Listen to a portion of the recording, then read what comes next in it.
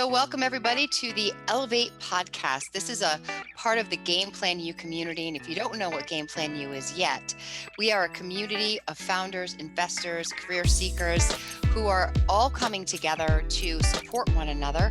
Our founders are sports tech innovators and are looking to make the next big change in the sports technology innovation world in terms of how we consume, how we watch, and how we work with sports. And we also have investors who are looking for deal flow, who are looking to give back and to be mentors in the community. And they're very invested in the sports technology, innovation, health and wellness fields. And so they provide amazing leadership and support and mentorship to our founders. And finally, we have this amazing group of career seekers, talent, that are looking to either pivot or to change their career, or they're newly out of college and eager to get into the sports technology innovation field. And today we decided we were going to talk about being a work in progress, right? I think we all know that. I think everyone can relate to that. I think everybody has felt at least a certain time in their life when they've been a work in progress. And so I'm going to stop talking right now and I'm going to throw it over to Rob first. Rob, when I say work in progress, what does that mean to you? I don't think at any point in your career or what you do, part of your journey, is ever you ever stop being a work in progress. You know, whether you get a new boss or whether you go through a new phase in that business, you're constantly changing. You're always trying to better yourself. You're always trying to evolve, learn new things, stay ahead of the game, whether it's technology, whether it's just jargon, whether it's terminology, or whether it's yourself personally, whether it's your personal journey for health or awareness or education. So I just think a work in progress is so impactful to our founders, to career seekers, to executives in the industry. Because if you ever become stagnant, or you ever just kind of get bored, it's over for you in your job or your business or your life. You've given up on relationships and people. So that, to me, that's what defines work in progress. I love it. It's great. It's a great summary. Mike, I know you can add some stuff to that too, because we've had these discussions before. Tell us your thoughts on work in progress. Yeah, no, 100%. And kind of just to reiterate some of what Rob said and kind of add my own secret sauce to it, but you can't settle or ever get comfortable. I mean, the second you get comfortable, you're screwed. I'm sorry. Like, there's always, whether you're a founder and you come up with this great idea, you have DraftKings. What came along right after DraftKings? FanDuel. Right? So like, how are you going to continuously stay ahead of the curve? And just because you found, the one great idea that you may have taken off, how are you going to keep innovating? How are you going to keep pushing forward? Never want to stay still. And to pivot that to our students and our career seekers, right? Like, you landed a dream job with the Tennessee Titans or the Yankees or whoever, right? Well, you got that job. Great. What's next? What is the next thing that you're going to do to continue to push yourself and get 1% better? Because you'll be sure there's always someone out there who's looking to take that step above you. So yeah, I couldn't agree more. I think that it's so important to have that mentality, because Rob, you used the word stagnant, right? You stop moving, there's moss underneath your feet, and that's it, and you're not going anywhere. And the world today is moving faster than it ever has. It is 24/7. It is nonstop in terms of having to stay on top of your game, but it's also nonstop in terms of opportunity. There are so many different things happening at any given moment that you have access to, an opportunity to take advantage of. And so I think of 4 P's when I think of work in progress, right? I think of purpose, right? Like finding what your purpose is, what feels right for you, what feels like the right kind of connection for you, and the thing that you want to be working on that drives you or will motivate you. And then the passion behind it, right? Like having the energy and the momentum to keep doing it. And then practicing it, because you can't just turn around one day, start something and be amazing at it. You've got to keep every single day, you've got to keep at it, and you've got to keep doing it. And then finally, your performance is got to be reviewed all the time. So you look at your performance after doing all those things, and is it great? Am I doing it right? Do I need to learn more? And then if not, which way do I need to pivot? What am I learning from my mistakes and moving forward? What do you guys think about that? Purpose, passion, practice or persistence, and performance? Well, I'll add something and then let Rob kind of jump from there. But I love what you said there, D. And I think at the end of the day, you have to enjoy it, and you got to enjoy the entire journey. All four of the words that you said, you got to Yeah. enjoy it. Whether you're succeeding, you're failing, like that's great. You get knocked down, but you got to enjoy what you're doing. You got to enjoy that practice. You got to enjoy all of it. It's about So I being a think little bit more senior in the industry. During my younger years, or anybody's younger years, you start thinking about what's next all the time. Like, where am I going to be 5 years, 10 years? Everything that you're doing, you're just trying to get there quicker. It's just human nature.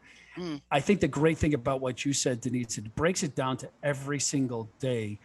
You have to follow these principles and enjoying that day, because that day is going to be just another brick in your wall and your foundation of your career. There's certain things, an email or a conversation or a meeting or a big client, you're always one of those things away from making or breaking you within that organization, that add one other business. thing. And, my mindset in my young career has been, whether you succeed or you fail, you shouldn't be focused on the results as much as the process and the journey. If you, either way, you're going to learn something.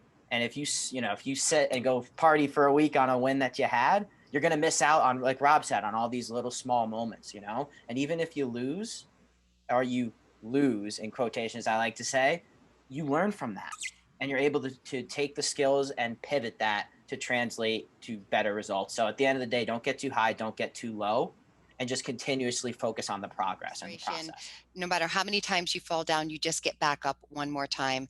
And the only time you look back is to see what you tripped over, so that you don't trip over it again, or that you learn from whatever the mistake was, and you figure out what your role in that was. Because a lot of times we want to blame everything on everyone else around us. Oh, it was that person's fault, or that person did me wrong, or I wouldn't be here if that thing didn't occur to me. And really, every challenge we have, every opportunity we have, every mistake, Mike, or failure we have, really is just one more thing that we need to learn from, that we need to grow from, because it gives us an opportunity to reflect on what we're doing and how we are interacting with the world. And obviously, if something bad happens to us, we were in that place at that time. Why were we there? And how did we contribute to it? And how could we make it better? When you look at a startup, and not all startups are successful, not everybody's meant to be a founder of a startup either. So you learn a lot about yourself in those moments. Sometimes it's, man, we caught the market too early. Sometimes we're ahead of it. Sometimes we didn't have enough funding or enough backing, or I couldn't get enough. There's always something that you could look at as being the challenge. And sometimes you got to close. Sometimes you just got to fold up shop before it gets too financially draining on you. Sometimes you got to do stuff financially that you don't want to do, whether that's refinance your house, or whether that's sell a house, a car, or whatever it may be, all of which I have done. and it's painful. It's very, very painful financially, emotionally. A lot of, people's livelihoods are at stake. And so it's scary. So it's not just saying that we're not saying this out without some sort of empathy behind it. I think during those hard times and the times that don't always go right, that's when you need it the most. That's when you got to dig deep a little bit further and say, I am a work in progress. This was a risk that I knew the calculations, and I knew that the risk was there. I didn't go into it blindly, but it's building this callus for me now of being a founder or an entrepreneur, of being able to be resilient and get back up and brush myself off, which may take a year or two, right? But you get up the next day, and now I got to make a couple of calls. Now I got to figure out how I'm going to pay some of my vendors. Now I got to maybe file for bankruptcy, or maybe I could start this thing over again with a clean slate, with a different name and a different approach. How do I do that? So, to me, that's a work in progress. And those are the things that, if you have what Denise preaches all the time, the mindset and the mindfulness about yourself and self-awareness, you could overcome a lot of these challenges that we're all faced with. I'm a work in progress, trying to figure out myself every day. Like we said before, it's all mindset. In life, no matter what it is, you're going to face challenges, and how are you going to overcome it, right? And I think from an entrepreneurial founder perspective, your first idea may not be your best idea, but you won't get to your best idea without the failures and tribulations and trials of that first idea. And I'll give a shout out to one of our community members, Juan with Fanalize. He's on his third startup right now, and he's absolutely crushing it. He embraced the fact that he had 2 startups before that. He goes, because I learned X, Y, and Z that's going to make this business skyrocket. It's interesting because, and this is what I try to just talk when I'm talking to people who are just getting into their careers, and they're like, well, I don't know where I should go to school, or I don't know what I should major in because it's going to impact the rest of my life. And I'm thinking, no, it's not. Wherever you go to school, you're going to make whatever education you make out of it. Every step along the way is just one more piece of information, one more learning platform, one more mistake, one more thing that helps build who you are. If someone said to me I was going to be teaching meditation and mindfulness at age 50, and teaching yoga, after I thought I was, going to be in special ed in the first 5 years of my career, I wouldn't have believed them. One of the things that I would say, Rob, is I took advantage of every opportunity and I trusted my gut. There were times when I felt like something wasn't quite right and I wasn't fully satisfied, and I never sat in it. I mean, maybe I sat in it for a little while because I wasn't really sure exactly what I needed to do, but I knew something wasn't right. And I would think about it and I would talk about it and I would write about it and I would probably talk about it a little bit more. And then, I went and got certified as a MBTI certification, Myers-Briggs type indicator. And then I went for life coaching training, and then I went for yoga training, and then I went for meditation training, because I felt like one thing then opened up the door for something else. So anytime something doesn't feel right, pay attention to it and take the step. Find out what it is that you might want to do. And even if you don't like it, at least it's one more thing you didn't like, but you'll learn from it anyway. And all of those things really led me to where I am today. I could never have scripted my life. There's no way to do that. I just think that we have to get people out of the mentality that you have to design your life when you're 20 years old, because that's just not it. It's just an open road, and whatever path you're on is the path you're on. Of course, you have to make good decisions. You have to make healthy decisions. You have to do the right things for yourself. But the path is going to twist and turn in ways that you could never imagine. And you just have to go along for the ride with some of it, and then steer when you need to, change course, get out of the boat sometimes and get into another one. You just have to take advantage of those opportunities and be mindful. That's the other thing that I learned in all of this, is just pay attention to yourself, your process, trust your gut. It's interesting. And I don't talk about this a lot, but I wrote about it in my book that I just released. It was the first line of the book. I don't think I would have written that book if my husband wasn't diagnosed with cancer. It just led me down a path of self reflection and kind of, where am I going and what am I doing and what do I want my life to look like and how am I going to take care of my family? How do you go through something where someone has a 1% chance of survival and you have no idea what tomorrow is going to look like, and get up every day and take care of your 2 kids and keep a happy face on and let them know that they're okay and they're safe in this world? If I didn't have the mindfulness and the yoga at that time, if I didn't dive into that because something just was telling me I needed to do it, if it was God, divine intervention, whatever it was, I did it and it made all the difference in the world. I don't think I would have written this book, and I don't think it would have led me down the path that I was down. And I wasn't happy about it. It wasn't a good thing that happened. And so Mike, to your point, sometimes it's that people help you along the way, and sometimes things happen to people around you that you care about or to yourself, and you just have to figure it out, because sometimes you're going to feel like life sucks and you want to change it, um, and you can't. And how are you going to deal with it? Right? How are you going to get up every day and face the challenges and face the demons, the external ones and the internal ones, right? Because they're just as powerful. And sometimes I think the internal demons are more powerful than the external ones, because we almost accept the ones internally.